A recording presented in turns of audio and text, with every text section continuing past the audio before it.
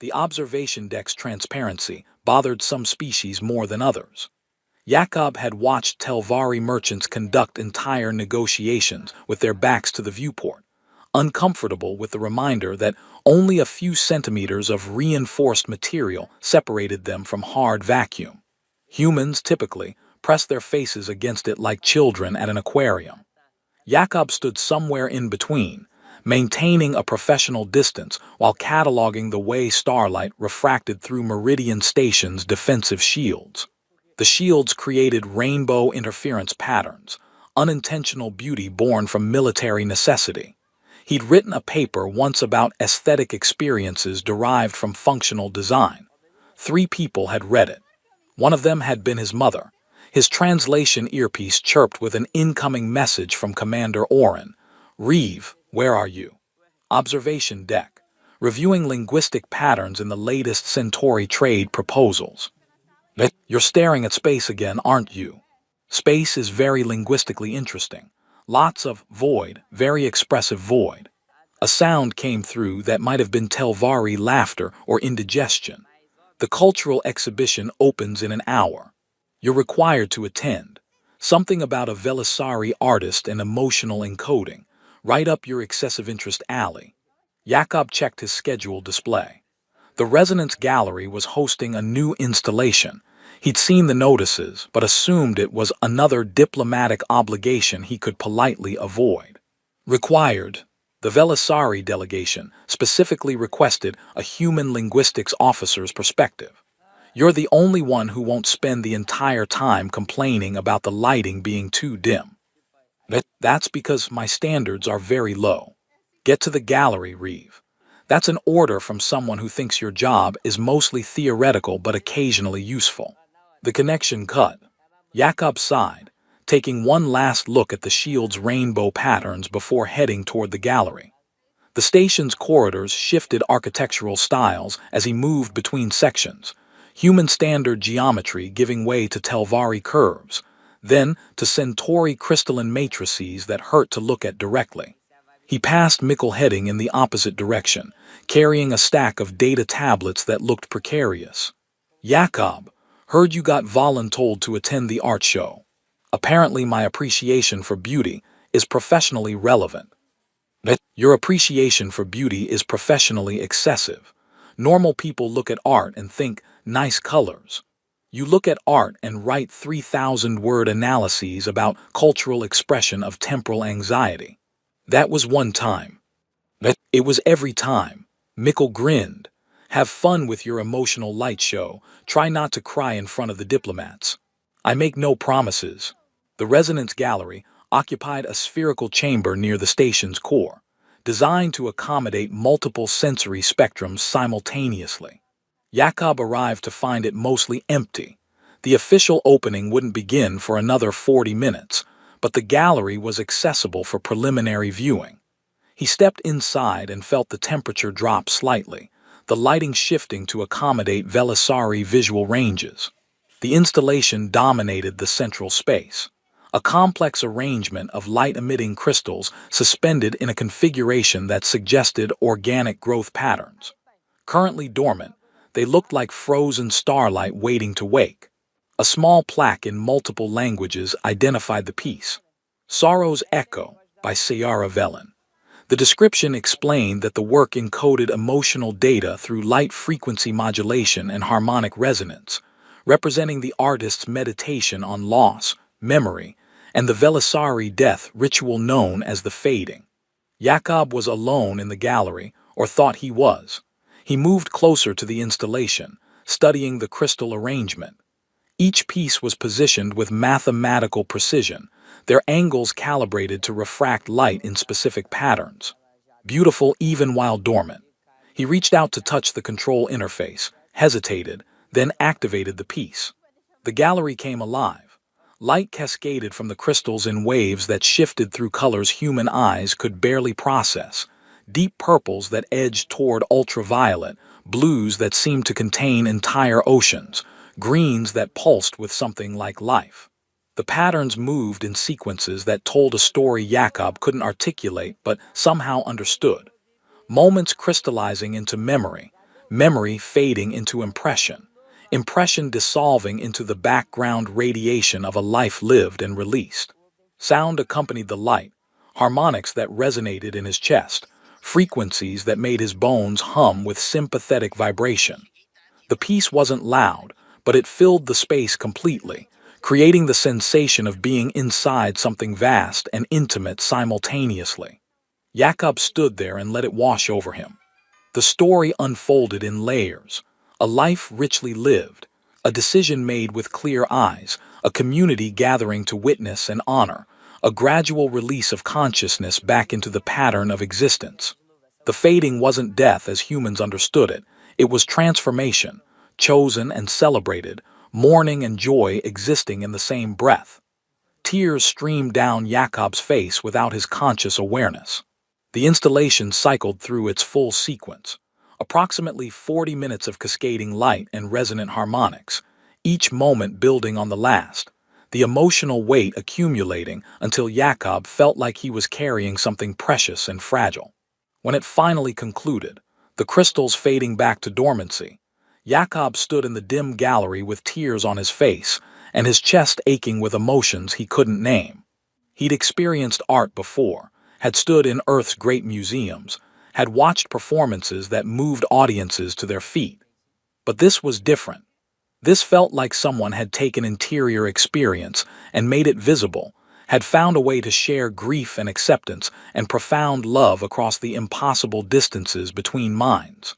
"So beautiful," he whispered, barely audible even in the gallery's silence. What Jakob couldn't know, was that Ciara Velen stood in the shadows near the gallery entrance, having arrived early to make minor calibration adjustments to the installation's harmonic resonators. She'd noticed the human enter but remained concealed, partly from habit, partly from cultural preference. The Velisari evolved as prey species, remaining unseen came naturally. She'd watched him activate the installation, watched him experience it with an intensity that surprised her, watched the tears stream down his face as her encoded emotions washed over him, and then heard him whisper those words, "So beautiful," with such unguarded sincerity that her bioluminescent patterns flared bright in the darkness. Jakob wiped his eyes with the back of his hand, took one last look at the dormant crystals, and quietly left the gallery. He needed to compose himself before the official opening, before the diplomats and cultural observers arrived to offer their strategic compliments and professionally appropriate responses. Ciara remained in the shadows long after he'd gone. Her patterns cycled through colors that indicated profound confusion and unexpected recognition. She'd created Sorrow's Echo as a memorial to her bond parent, encoding the complex emotions surrounding the fading with as much precision as her artistic skill allowed. And a human, a being whose species wasn't supposed to be able to perceive Velisari emotional encoding, had stood in her gallery and wept, had understood, somehow, the story she'd woven into light and sound, had whispered praise without knowing she could hear, without any strategic purpose or diplomatic calculation. By Velisari tradition, such unguarded praise formed the first thread of a truth bond. And Ciara, standing alone in the dim gallery surrounded by her art and the memory of a human's honest tears, realized that something had begun that she didn't fully understand but couldn't ignore. The universe, it seemed, had arranged for Jakob Reeve to fall into her life at exactly the right moment. Now she needed to discover why. Jakob's duties the following day involved mediating a dispute between Trojan merchants whose aggressive posturing the human delegation had misinterpreted as genuine hostility. He spent 3 hours explaining that thorax puffing and mandible clicking were actually polite negotiating tactics, not preludes to violence, and that the Trojans were deeply offended that their careful courtesies were being mistaken for threats. "Your species is exhausting," Commander Oren said afterward, reviewing Jakob's incident report. "You interpret everything as aggression. We evolved on a planet with actual predators. Makes us jumpy." The Trojans evolved on a planet with actual predators too. They just developed better communication protocols. Jakob accepted the critique and returned to his quarters. intending to spend the evening reviewing Centauri gestural language patterns. Instead, he found himself thinking about the installation in the resonance gallery, about the way light and sound had combined to create something that felt like direct emotional transmission. His personal terminal chimed with a message notification. The sender was listed as Sayara Velen. Jakob stared at the name for a long moment before opening it. The message was formal, written in flawless standard. Jakob Reeve, I wish to discuss your response to Sorrow's Echo. Would you be willing to meet this evening in the Resonance Gallery? Your perspective would be valuable to my ongoing research into cross-species artistic interpretation. Jakob read it 3 times, trying to parse subtext from formal language. He checked the station directory and confirmed that Sayara Velen was indeed the installation's creator. The Velisari woman who'd been appearing in his peripheral vision for the past few days, always observing from a distance. He sent a simple reply, I would be honored. What time? Her response came within seconds. Now would be convenient if your schedule permits. Jakob changed into cleaner clothes, not because he was trying to impress anyone, but because professional courtesy seemed appropriate when meeting an artist whose work had made him cry in public. He arrived at the Resonance Gallery to find Sayara already there, standing before her dormant installation, with an expression he couldn't read. Up close, she was striking in ways that had nothing to do with conventional human beauty standards. Tall and slender, her skin displayed subtle bioluminescent patterns in blues and silvers that shifted as she registered his presence. Her eyes were large and adapted for low light, her pupils expanding to track his approach. And her ears, long and pointed in the way that reminded Jakob of Earth's fantasy literature, rotated independently to focus on him with laser precision. Jakob Reeve, she said, her voice carrying harmonics that made his translator work overtime to render accurate inflection. Thank you for coming. Of course, your work is. He struggled for adequate words. Extraordinary doesn't cover it. You experienced the installation yesterday, during preliminary hours. It wasn't a question. Heat rose to Jakob's face. I did. I'm sorry if that was inappropriate. The gallery was open and I didn't realize. You wept, Sayara interrupted, her bioluminescence shifting to curious greens. Why? The directness caught him off guard.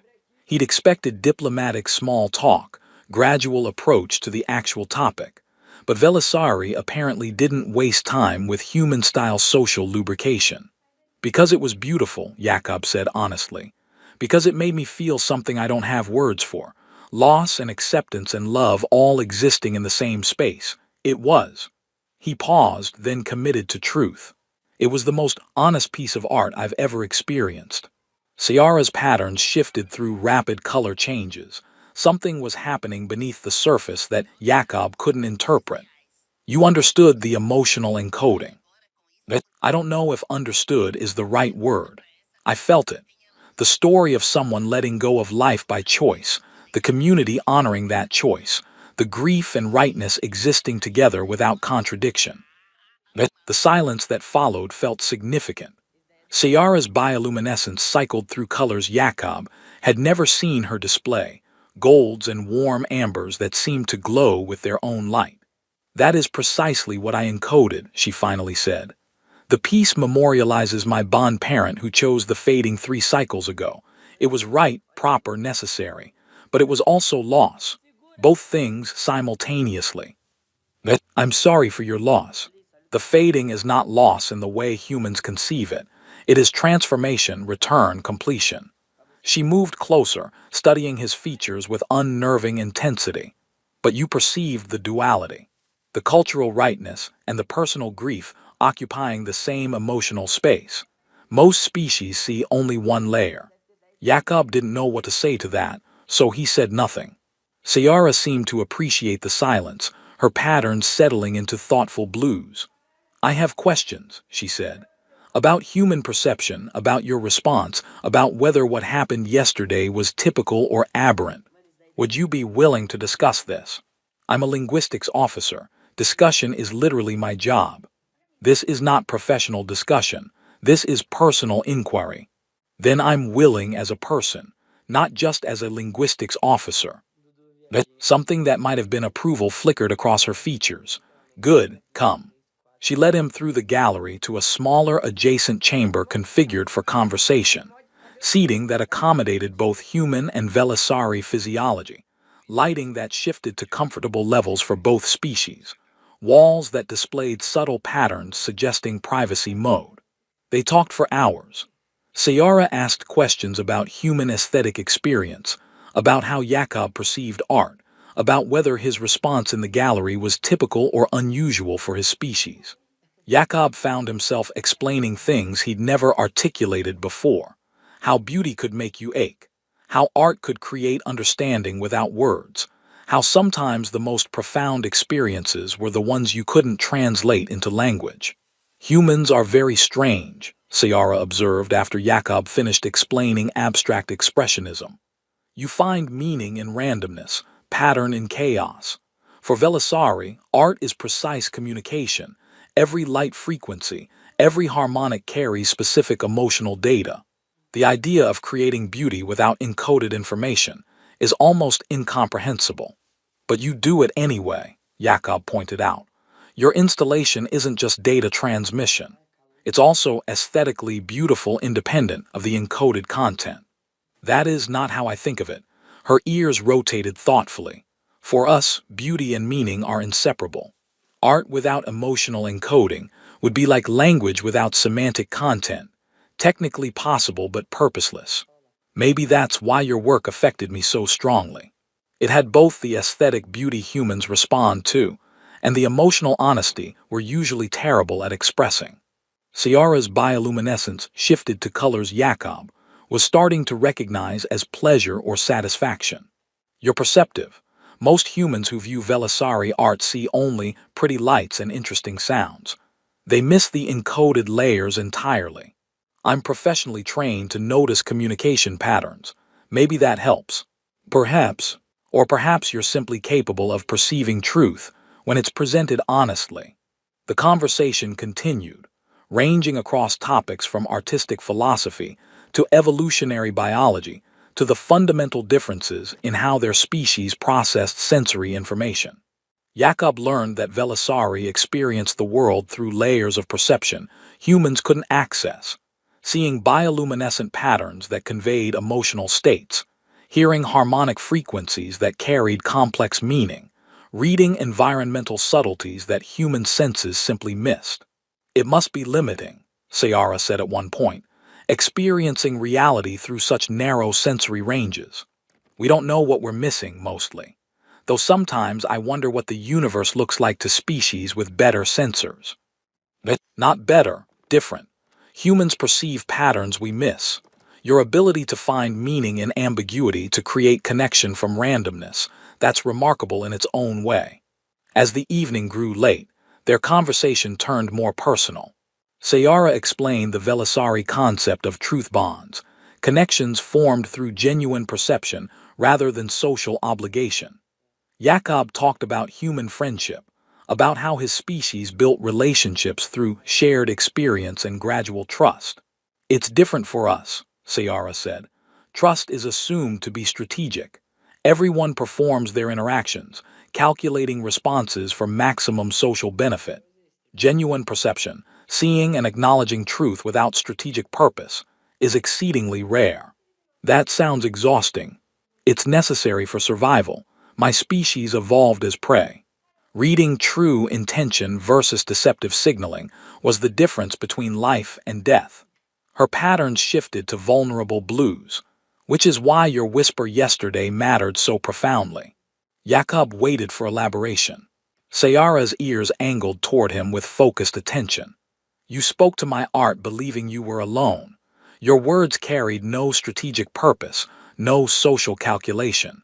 You simply perceived beauty and acknowledged it honestly. She paused, seeming to choose words carefully. By Velisari tradition, that forms the first thread of a truth bond. I don't understand what that means. It means I am obligated to test whether your perception was genuine or merely momentary sentiment, to determine if humans are capable of sustaining honest perception, or if what you expressed was just random emotional noise. Jakob processed this. You've been following me, observing, asking questions about me. Yes.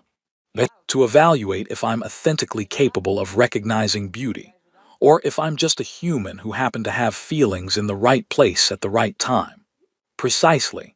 Her bioluminescence showed something that might have been amusement. Your species confuses me, Jakob Reeve. You seem to perceive beauty without needing to possess or control it. You form emotional attachments to abstract concepts. You mourn losses that aren't personally yours. Her ears rotated forward. I need to understand if this is real capacity or cultural performance. And if it's real, then we will have proven something important about cross-species perception, about how different minds can recognize the same truth despite fundamentally different ways of processing reality. Jakob met her large, light-adapted eyes. I can't prove what I felt was genuine. I can only tell you it was. When I saw your installation, I felt like someone had taken interior experience and made it visible. That's extraordinary. That deserves honest recognition. Ciara's patterns exploded into warm golds. That, she said quietly, is exactly what I needed to hear. Not because it flatters me, but because it's true. You see what I created without needing me to explain it. That's. She paused, searching for words in his language. That's what the truth bond is meant to identify. They sat in comfortable silence for a moment, the gallery's walls displaying gentle patterns that suggested late evening. Jakob felt something shifting between them, not romance exactly, but recognition. The sense of being seen clearly by someone who understood what they were looking at. Can I ask you something? Jakob ventured. Of course. Why does this matter so much to you? Testing whether I'm capable of genuine perception. Ciara's bioluminescence shifted through complex patterns. Because, in a universe filled with diplomatic pleasantries and strategic relationships, you spoke truth to beauty without any expectation of being heard. That's so rare, Jakob. So precious. I need to know if it's sustainable, or if it was just one moment of human randomness in an otherwise performative existence. And if I fail your tests, then I'll know that genuine cross-species perception is impossible, that cultural barriers are too fundamental to bridge, and that the truth bond tradition should remain within our own species. Her patterns showed sadness. But I hope that's not the case. Jakob stood, offering his hand in a human gesture of partnership. Then let's find out together. I can't promise I'll always understand Velisari art perfectly, but I can promise I'll always tell you honestly what I perceive.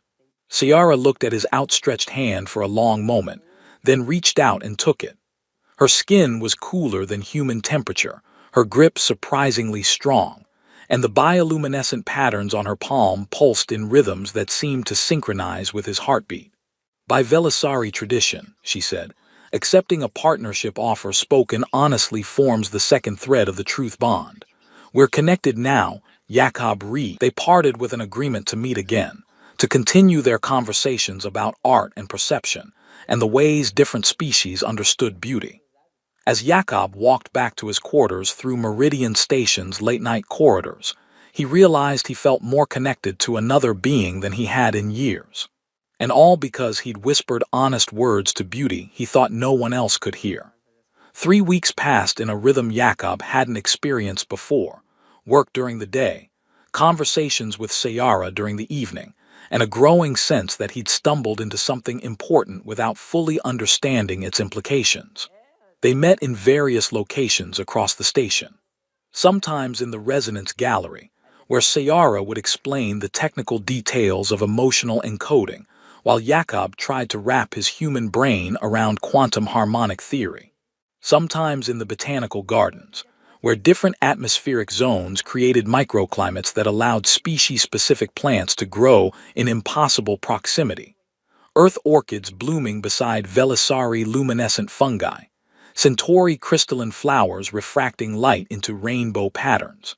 Your species has interesting priorities, Ciara observed during one garden visit. Watching Jakob photograph an Earth rose with the care usually reserved for important diplomatic documents. You bring your flora across interstellar distances just to look at them. Beauty is important, Jakob said, adjusting his camera's focus. Maybe more important than we admit. Velisari believe beauty serves function, attracting mates, signaling health, communicating status. Human aesthetics seem divorced from practical purpose. Maybe that's the point. Maybe finding beauty in purposeless things is what makes us human. Sayara's bioluminescence shifted to thoughtful blues. That's almost profound. Almost. I'm reserving judgment until I understand it better. Their conversations attracted attention.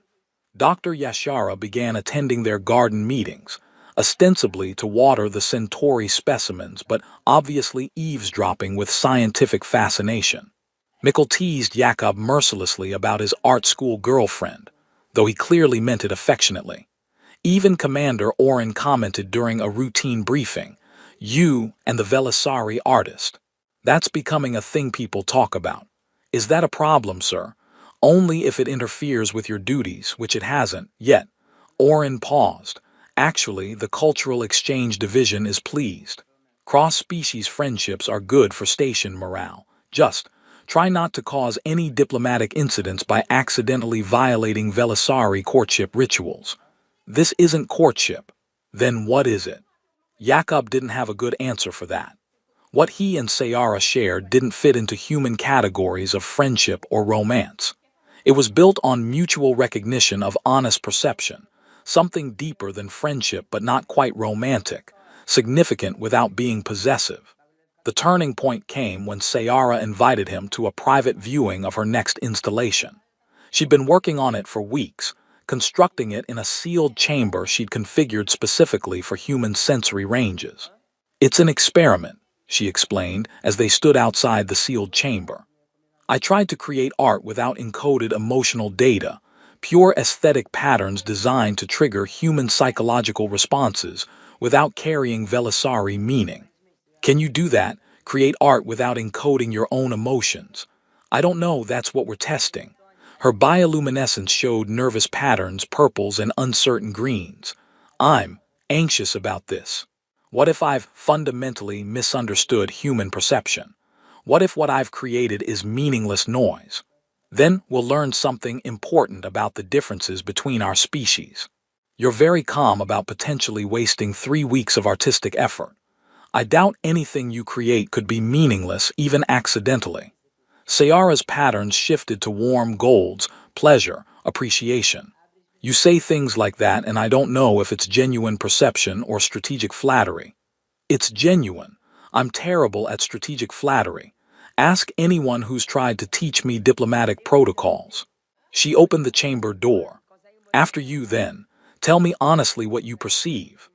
Jakob stepped inside and felt the environment shift around him, lighting adjusting to human optimal ranges, temperature rising to comfortable levels, atmospheric pressure normalizing for his physiology.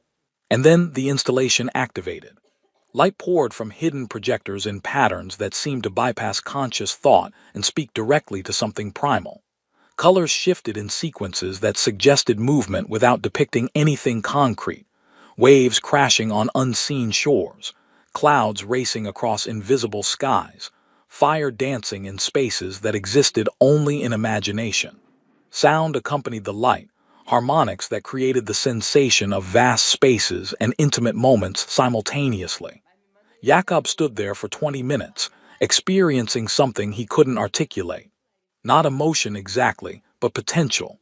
The feeling of standing on a threshold, of being about to make a decision that would change everything, of feeling both terrified and excited about what came next. When the installation cycled to completion, he emerged to find Sayara waiting anxiously, her bioluminescence flickering through rapid color changes that suggested barely contained stress. "Well," she asked, "it was incredible. But what did you feel, specifically?" Jakob searched for words. Possibility, like the moment before stepping off a cliff, knowing you might fly or fall but having to choose anyway. Like standing at a crossroads where every direction leads somewhere important, but you can only walk one path. He paused, like the universe holding its breath before something significant happens. Sayara's patterns exploded into colors so bright Jakob had to squint, incandescent whites and golds that seemed to generate their own light. That's what I encoded, she breathed. I tried to create meaningless patterns, but I couldn't help encoding my own uncertainty about this truth bond, my fear that I'm misunderstanding human capacity, my hope that genuine connection is possible across our fundamental differences. You can't create art without encoding emotion. Apparently not. For my people, artistic expression and interior experience are inseparable. I can try to create empty beauty, but my feelings bleed through whether I intend them to or not. Jakob understood something then. That's why honest perception matters so much to you, because everything you create reveals your interior experience, whether you want it to or not. You're vulnerable every time you make art. Yes. Her voice was quiet, and you saw that vulnerability and responded with genuine appreciation instead of strategic courtesy. That's. She paused, searching for words. That's why the truth bond formed. Their conversation shifted to something more personal then. Sayara admitted that pursuing the truth bond with a human was controversial among her people, that younger Velisari considered the tradition archaic superstition rather than meaningful connection.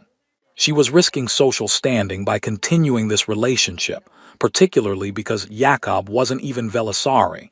The tradition was never intended to cross species barriers. Then why continue? Jakob asked. Because your whisper was real. Because in a universe filled with performance and strategy, you spoke truth without expectation. That's precious enough to risk social standing. Her ears rotated toward him with focused attention. But I need to know, can you sustain that honesty? Or was it a beautiful accident that you can't replicate?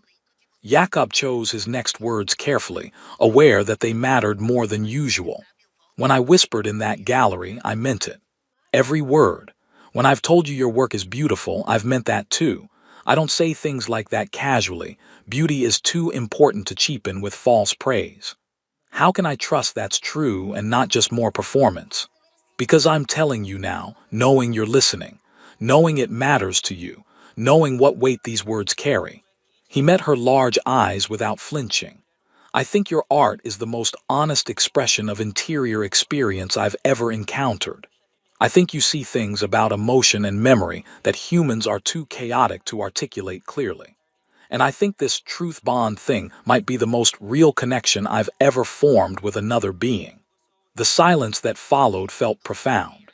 Ciara's bioluminescence cycled through patterns too complex for Jakob to interpret, but they seemed significant, important colors carrying important meanings in a language he was only beginning to learn.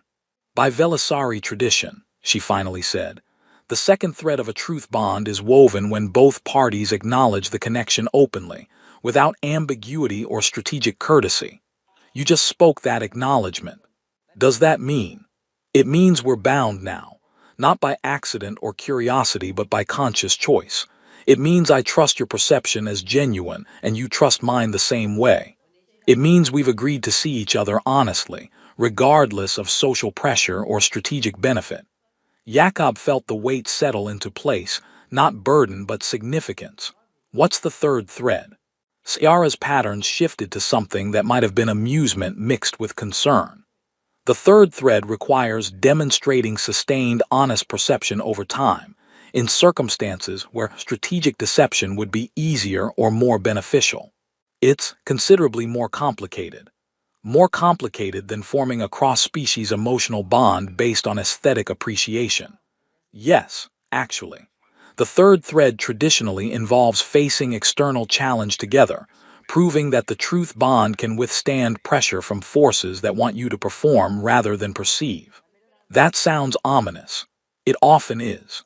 Her bioluminescence showed colors that suggested worry. The Velisari Council has taken interest in our relationship. They're sending a delegation to investigate whether I'm appropriately honoring our traditions or making a mockery of them by bonding with a human. Jakob processed this. When? They arrive next week. They'll want to meet you, test whether you're genuinely capable of perceiving Velisari emotional encoding, or if our connection is built on coincidence and wishful thinking. And if I fail their tests, then the truth bond is dissolved, I face censure from the council, and we prove that cross-species authentic perception is impossible. Her patterns shifted to vulnerable blues. But I don't believe you'll fail. Your confidence might be misplaced. Or, Sayara said, her bioluminescence shifting to determine golds, it might be earned. You've perceived truth in my art multiple times now. You've demonstrated capacity that other species lack. I think you can prove to the council that humans possess something Velisari culture needs to recognize, the ability to see beauty without needing to possess or control it. Jakob thought about the weight of expectation, about becoming a test case for cross-species understanding, about the possibility that his honest whisper in a dark gallery had initiated something far larger than himself. "All right," he said. "Let's show them what honest perception looks like when it crosses the stars." Sayara's bioluminescence exploded into joyful colors, whites and golds that filled the chamber with light. And Jakob, standing in that glow, realized he'd found something he didn't know he was looking for. Someone who saw him clearly and found the view worth maintaining, even if it meant facing councils and tests, and the weight of two civilizations' expectations about whether truth could bridge the impossible distances between minds. The Velisari delegation arrived on schedule, led by Councillor Thurin, an older Velisari whose bioluminescent patterns suggested rigid traditionalism and deep skepticism about humans. Jakob met them in a formal conference chamber configured for Velisari comfort, feeling distinctly out of place among beings whose casual movements displayed more grace than his most careful efforts. Sayara stood between Jakob and the council, her patterns showing protective crimsons that he'd learned meant determination mixed with concern. Councillor Thurin examined Jakob with eyes that seemed to catalog every detail, every micro-expression, every sign of nervousness or deception. "Jakob Reeve," Thurin said, his voice carrying harmonics that made Jakob's translator work overtime. "You have formed a truth bond with Sayara Velen, invoking traditions that evolved specifically for Velisari interactions. This is unprecedented." "I didn't intend to invoke anything," Jakob replied honestly. "I just responded to beautiful art with honest appreciation." "So Sayara claims. But humans are biologically incapable of perceiving Velisari emotional encoding. Your sensory organs lack the necessary receptors. Your neural architecture processes information too slowly. Then explain how I wept at sorrow's echo," Jakob interrupted, surprising himself with his boldness. "Explain how I understood the specific emotional content Sayara encoded, the simultaneous grief and rightness of the fading. Explain how I continue to perceive nuances in her work that you apparently think I'm too biologically limited to access."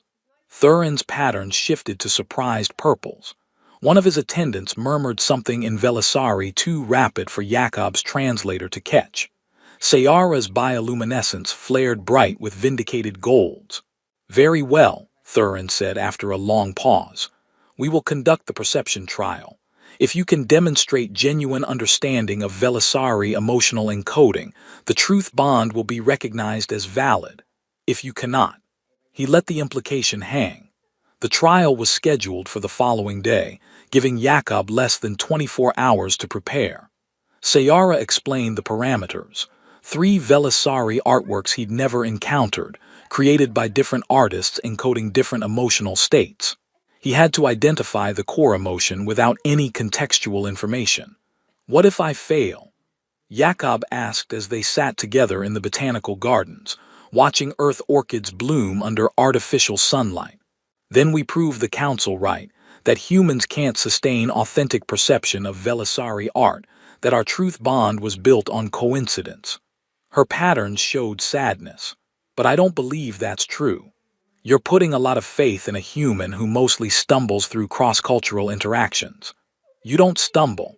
You perceive honestly and report what you see without strategic filtering. That's rarer than you understand." She turned to face him fully. "Trust yourself, Jakob. Trust what you feel when you experience art. That's all the perception trial requires, honest reporting of genuine interior experience." The trial took place in the resonance gallery, now filled with witnesses. Velisari observers lined the walls, their collective bioluminescence creating a shifting tapestry of colors. Dr. Yashara attended with multiple recording devices. Mikkel gave Jakob an encouraging thumbs up.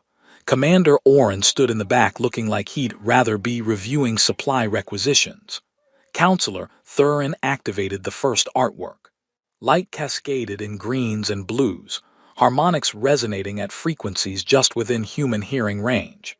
Jakob watched for 15 minutes, letting it wash over him, trying to perceive beneath the obvious beauty to whatever emotional truth lay encoded in the patterns. When it concluded, Thurin asked, "What did you perceive?" Jakob took a breath. Anticipation, but patient anticipation, the kind where waiting is part of the process, not a frustrating delay. Like watching seeds you planted finally beginning to sprout. There's contentment in the waiting itself, not just excitement for the outcome. One of Thurin's attendants checked a data display, their patterns shifting to shocked oranges. That is correct. The piece is before the blooming, encoding patient anticipation during the gestation period. The emotional layers match Jakob's description precisely. Murmurs rippled through the Velisari observers. Thurin's patterns shifted to something more complex, surprise mixed with grudging respect. The second piece was harsher, reds and yellows in sharp angles, discordant harmonics that set Jakob's teeth on edge. This one fought him, the emotional content buried under what felt like deliberate obfuscation or maybe self-protection. Anger directed inward, Jakob said when it ended. Self-recrimination. The kind of fury you feel when you've made a mistake you can't undo, when you know better but did it anyway. But there's forgiveness underneath, trying to emerge. Like the artist is working toward letting go but hasn't quite managed it yet. The attendant checked the data again, their bioluminescence flaring bright. The piece is Regrets Dissolution, created during the artist's recovery from a significant judgment error. Every emotional layer Jakob described is accurately encoded in the work. The gallery went absolutely silent. Jakob could feel the weight of dozens of eyes on him, could see Sayara's bioluminescence glowing with barely contained joy, could sense that something significant was shifting in the room's collective perception. Counselor Thurin's patterns had shifted from skeptical purple to something approaching awe. The final piece. The third artwork was the most subtle, gentle light in pastels, harmonics so quiet Jakob had to strain to hear them. He watched for 20 minutes, feeling his eyes grow heavy, his mind drifting into meditative states. The emotion here wasn't dramatic. It was sustained, quiet, almost invisible beneath the surface. When it ended, Jakob struggled to find words adequate to the experience. It's belonging, but not belonging to a place, belonging to a state of mutual understanding. The feeling of being with someone who knows you well enough that words aren't necessary. Intimacy without passion, connection without intensity. He searched for the right phrase. It's home as a state of recognition rather than a location. It's what it feels like when someone sees you truly and accepts what they see. The silence this time was profound, not surprise, but something deeper.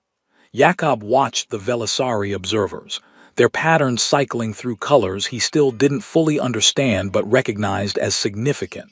Counselor Thurin looked at the data display, then at Sayara, then at Jakob. When he spoke, his voice carried tones Jakob had never heard from him before. Respect, wonder, perhaps even humility. The piece is called Truth Bond, Thurin said quietly. Created 2 centuries ago by one of our most revered artists, encoding the precise emotional experience of forming a truth bond with another being. No non-Velisari has ever correctly identified its content before. Most Velisari struggle to articulate it as clearly as you just did. Sayara's bioluminescence exploded into radiant whites and golds, joy so intense it filled the gallery with light. She moved to stand beside Jakob, her patterns harmonizing with his presence in ways that made the Velisari witnesses murmur among themselves with what sounded like approval. Counselor Thurin inclined his head, a gesture of profound respect. The truth bond is validated. Jakob Reeve possesses genuine perceptual capability that transcends species barriers. He paused, his patterns shifting to thoughtful blues. Perhaps we have been too narrow in our understanding of who can perceive truth. Perhaps authentic perception is not limited by biology, but by willingness to see honestly. The witnesses began departing, their bioluminescence creating patterns of approval and surprise. Dr. Yashara approached with eyes gleaming with scientific excitement. I'm writing a paper about this. Possibly 3 papers. This is unprecedented data about cross-species emotional resonance. Mikkel clapped Jakob on the shoulder. You did it, you magnificent weirdo. You proved humans can cry at alien art for legitimate reasons. Even Commander Oren offered grudging approval. Good work, Reeve. Try not to let this go to your head. You still have environmental reports due next week. After everyone else had left, Jakob and Sayara stood alone in the resonance gallery where everything had begun. Her bioluminescence had settled into warm, intimate golds, colors Jakob had learned meant profound contentment. You did it, she said. You proved that humans can sustain authentic perception across fundamental differences. I just told the truth about what I felt. That's what makes it remarkable. She moved closer, her patterns casting colored shadows across his features. Most beings perform perception. They see what they think they should see, feel what culture tells them is appropriate. You simply perceive and report honestly without filtering through strategic calculation. Is that really so unusual? In my experience, yes. Most communication is strategic, even among friends and family. Pure honesty is extraordinarily rare. Jakob thought about that, about how much energy most beings spent managing perceptions and controlling narratives. Maybe that's why your art matters so much to me. It doesn't perform, it just is. It deserves honest recognition. And now, Sayara said, we have formed the 3rd thread. The truth bond is complete. What does that mean practically? It means we are bound by mutual recognition of authentic perception. You see me truly, I see you truly. We cannot deceive each other, not because deception is forbidden, but because we've both proven capable of perceiving truth beneath surface presentation. Her patterns shifted to colors that seemed to glow from within. It means you have become one of perhaps 6 beings in the universe I trust completely. Only 6. Truth is rare, Jakob. Even among Velisari, genuine perception is uncommon. Most relationships are built on strategic cooperation rather than authentic recognition. They stood together in comfortable silence, watching the empty gallery space where Jakob had first whispered appreciation to beauty he thought was unobserved. The irony wasn't lost on him. That moment of private honesty had become the foundation for the most public validation he'd ever experienced. What happens now? He asked. Now we continue. You study languages, I create art, and we share honest perception when the universe shows us things worth recognizing. She paused. The truth bond doesn't require constant proximity. It just requires sustained honesty when we are together. I can do that. I know that's why this works. In the weeks and months that followed, their relationship became a fixture of station life. Dr. Yashara's research paper on cross-species truth bonds became required reading in xenopsychology programs across the Alliance. The Velisari Council officially recognized Jakob as the first non-Velisari to form a validated truth bond, setting precedent for future cross-species connections. But for Jakob and Sayara, the significance was simpler and more profound. They'd proven that honest perception could bridge the impossible distances between minds evolved under different stars. That beauty recognized sincerely could create connections stronger than strategic alliance. That sometimes the smallest gestures, a whispered word, an unguarded moment, could echo across civilizations and prove that truth, when genuinely spoken, transcends biology. Jakob continued his linguistics work, now with deeper understanding of how art and language intertwined. Sayara continued creating installations, each one exploring new dimensions of emotional encoding and aesthetic beauty. And when they met in the resonance gallery or the botanical gardens or the observation deck, where stars painted rainbows through defensive shields. They shared honest perception of whatever the universe presented, because that's what the truth bond meant. Seeing clearly, speaking truly, and trusting that the other would do the same. Even across the vast and impossible distances between human and Velisari, between words and light, between minds that processed reality through fundamentally different filters. The universe was large and strange, and filled with beings who experienced it in ways Jakob would never fully understand. But in all that vastness, he'd found someone who saw things the way he did, who recognized that beauty didn't need possession or complete understanding to be real. That honest perception was its own form of connection, and that sometimes the most profound relationships began with simple truth spoken to beauty you thought no one else could hear. Mikkel never stopped teasing him about his art school girlfriend, though he always added, "And I'm genuinely happy for you at the end." Commander Oren stopped complaining about linguistics officers getting too involved in cultural matters, possibly because Jakob's cross-species relationship had become a diplomatic asset that made the station look progressive and culturally sophisticated. And every time Jakob stood before one of Sciarra's installations, watching light and sound combine to create emotional truth made visible, he thought about that first whisper in the dark gallery. "So beautiful," he'd said, believing he was alone. But he hadn't been alone. Someone had been listening. Someone who heard honesty in his voice and decided it was worth investigating, worth testing, worth building a connection on. And from that small beginning, that tiny moment of unguarded truth, something profound had grown. Proof that the universe, for all its vastness and strangeness, sometimes arranged collisions between minds